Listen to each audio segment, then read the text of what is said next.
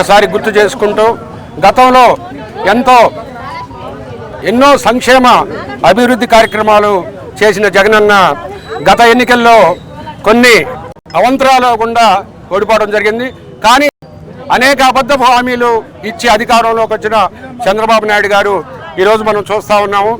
మొత్తం అవినీతి, అక్రమాలు, దోపిడీ, అలాగే రెడ్ బుక్ రాజ్యాంగం అని విపరీతంగా కార్యకర్తలను కానీ నాయకులను కానీ జైలు పాలు చేయడం చూస్తున్నాం.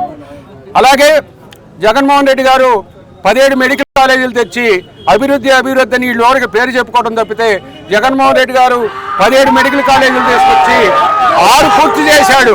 అలాంటిది ఈరోజు అవి ప్రైవేట్ వాళ్ళకి కేవలం 99 రూపాయలకే ఎకరా అమ్ముతూ ఈ విధంగా చేస్తా ఉన్నాడు. భవిష్యత్తులో ప్రజలందరూ కూడా ఎన్ని గమనిస్తున్నారు. రాబోయే ఎన్నికల్లో 2029లో ఖచ్చితంగా వైఎస్ఆర్ కాంగ్రెస్ పార్టీ విపరీతమైన మంచి మెజార్టీతోటి అధికారంలోకి వస్తుంది. మళ్ళీ జగనన్న ప్రభుత్వం సంక్షేమ పథకాలు అమలు జరుగుతాయని తెలియజేస్తారు.